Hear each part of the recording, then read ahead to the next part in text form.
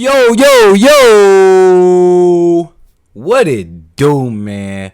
Welcome back to another episode of For the Love of the Game. If you've seen, we got a new intro, we got a new profile, we got a new banner, we got new art, man. Shout out to people over at Podcast Cover. They got me right, man. You check my Instagram, you check my Twitter, you check the YouTube. We rolling. They help take For the Love of the Game to the next level. Also, let me shout out the Hoop Jack podcast with my man Chris Armistead. He has a co-host. I'm sorry, I don't know his name. He wasn't there. I was filling in as a replacement. I just was a special guest on a podcast. So when y'all get done with this, make sure y'all go over there, check that out. I'll drop the link or I'll have it. Just hopped off real good talk with him. We talking about the finals. We talked about the finals. We talked about the LeBron situation with the commentator. We talked about college athletes getting paid. We talked about a few other things. I ain't gonna say it all. Go check the podcast out. That's Hoop Jack on anywhere you get your platform, on anywhere you can get your podcast at. As far as here, For the Love of the Game, we got finals preview, baby. Are you not entertained? Phoenix versus Milwaukee. Let's break it down, man. Phoenix first appearance since 1993. Milwaukee's first appearance since 1964.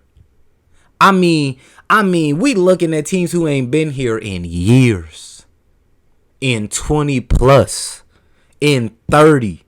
Well, not 30 for Phoenix yet, but in 20 plus, they ain't been to this stage. If you don't think we're going to see a whole lot of grit, a whole lot of fight, and a whole lot of hunger throughout X amount of games of these finals, you got another thing coming. Let's talk CP, man. We're going to break it down right now. Round of applause for CP. Been in the league 16 years. Started with Monty Williams. Got the opportunity now to finish with Monty Williams. We never heard a love story like it. With the Rockets, and had his time there. Then they sent him off to OKC thinking he gonna die off and retire there. Take OKC to the 5th seed. We all know he wasn't gonna stay again at OKC. Where does he go? Phoenix. It's giving me like Jimmy Butler vibes when he went to Miami, and everybody like, why would you go to Miami? And he like, do y'all not know that I'm a real good basketball player and we got some dogs over here?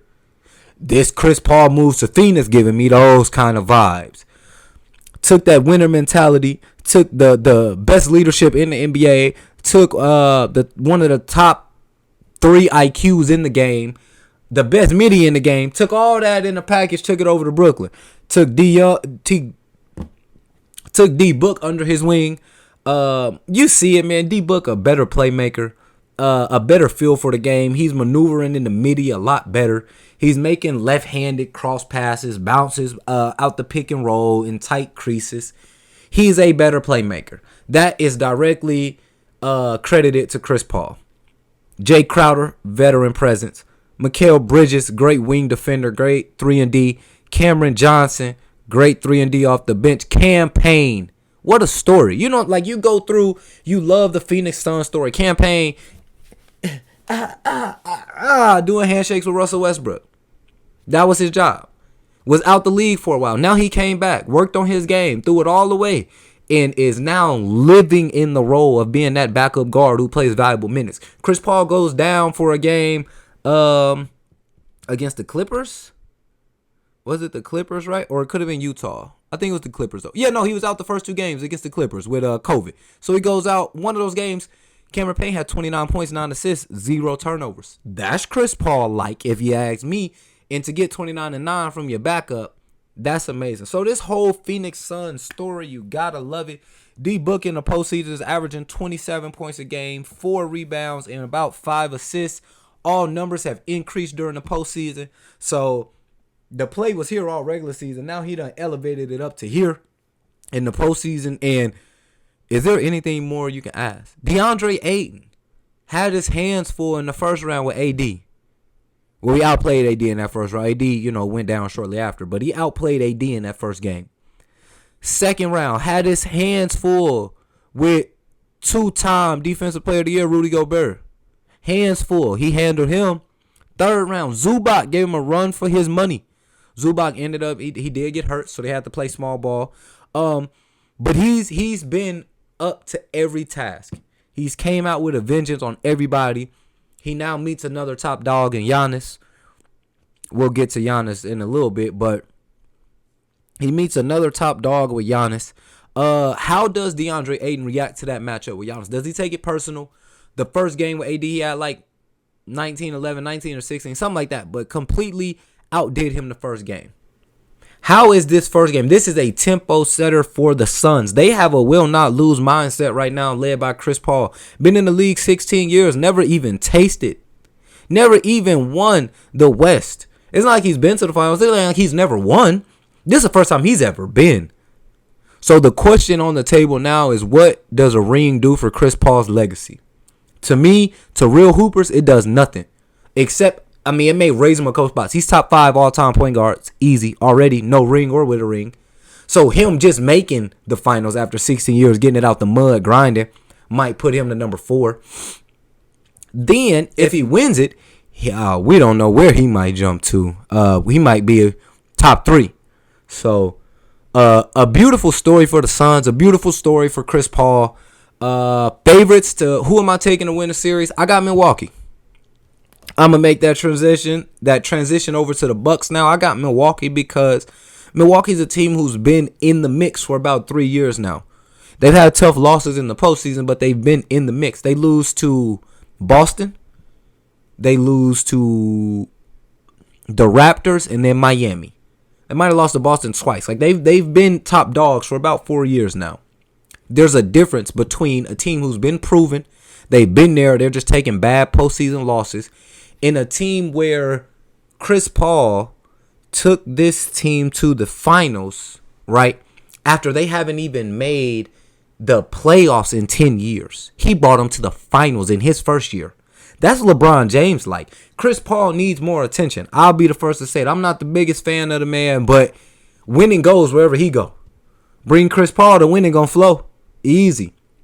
Now he's just brought it to the highest level. He always had improvement. A team is not in the playoffs, I'll get them to the second round. A team is in the playoffs, we'll just have a better record. We may lose the postseason, but we'll be a better team. When Chris Paul comes to your team, you become better.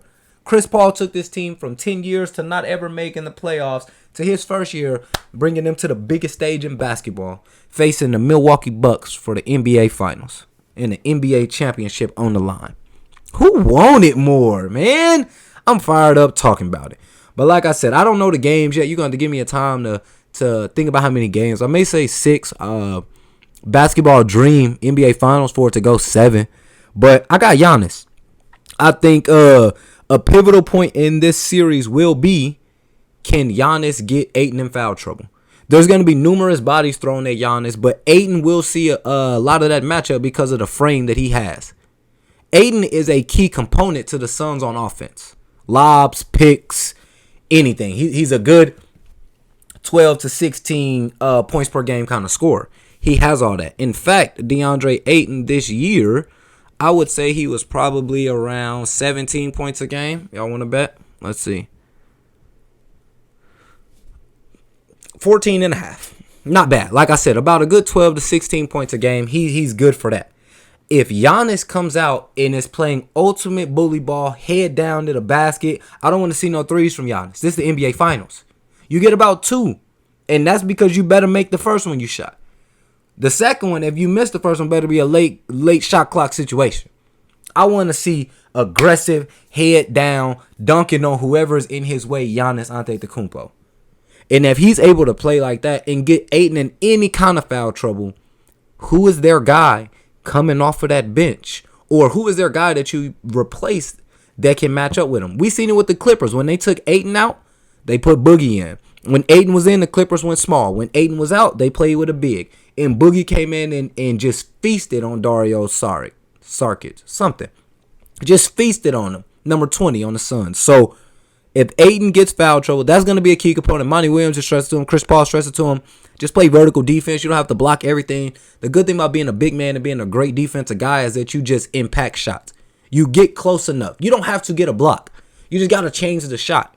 That should be credited as a block. Of course, the big question is Giannis Antetokounmpo's health. He hyperextended his knee in game 4. Hyperextended that knee in game 4. In game 4.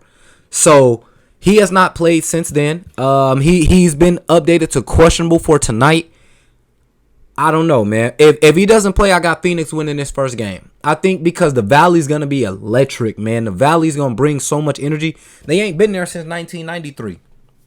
To get the feel where they used to be there in the 90s and were so close but just could never achieve it.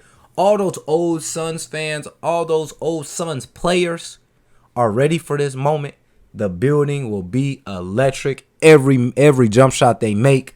But it's up to Milwaukee to weather that storm. And if you don't have Giannis, you need a huge game from Chris Middleton. You need vintage Brook Lopez like we seen game 5 against the Atlanta Hawks. We had 33. People don't understand. That's Brook Lopez from the Brooklyn Nets.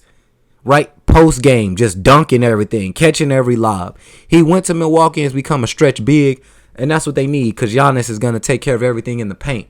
But you're going to need big performance. You're going to need a big performance from Drew. Great defensive effort from PJ Tucker. For this game 1, if Giannis doesn't play, I don't know the status on him yet, but if he doesn't play, it's going to be a total team effort, and it would be a great, and I mean a great momentum booster to win game 1 on the road and without your star player. You don't want to start playing that game in the finals where nerves now, people tensing up, and you don't want to lose a game. Have Giannis come at game 2. He may not still be all the way ready, and then you go down a 2-0 hole. You just don't want any of that to happen. You want to come out, be the aggressor, hit him in the mouth early, and see where these chips fall, man. I'm excited. I, of course, want to touch on the Phoenix Suns run. I understand it. Have they had an easier path to the finals because of some injuries? Round 1, there's no AD. Round 2, they played Denver. There's no Jamal Murray. Round 3, they just played the Clippers. There's no Kawhi. Zubac even goes down. Have they played or have they had an easier path to the finals? I would say yes. But that doesn't take away from anything that they've done, anything that they've been doing. They deserve to be here. It's not their fault about other teams' injuries. Your goal when you come out on that floor, whether they have their best 5 out there or their worst 5 out there, is you execute the game plan. They've done that. They've landed themselves a finals appearance against another respective team who just now is getting hit with the injury bug. So another thing I want to say before I wrap this up is shout out Chris Paul, man. When you don't cheat the game, when you respect the game, when you play hard at all times and give your all to it, the game will repay you. Do y'all remember Chris Paul got hurt against the Golden State Warriors? They were about a game away from sending the Golden State Warriors home with KD. They had their number. They were up 3-2. Chris Paul hurts his hammy. He misses the next 2. Golden State wins in 7. But him being a leader, him being one of the top point guards to ever play, he's always done things the right way. He's always played the game the right way, got his teammates involved, been a true definition of a point guard. And after 16 seasons, he has made it. Closing out Denver with 37. Closed out the Clippers with 41.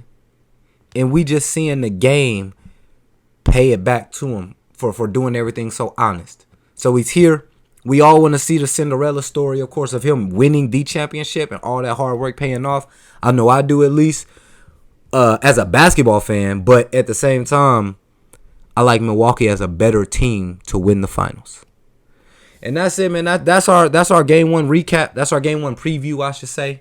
Right watch here. My previous video. Or watch the last episode right here. Check out the previous video right here. And make sure y'all go check out that Hoop Jack podcast with Chris Armistead. I was a featuring guest. And I'll see y'all next week.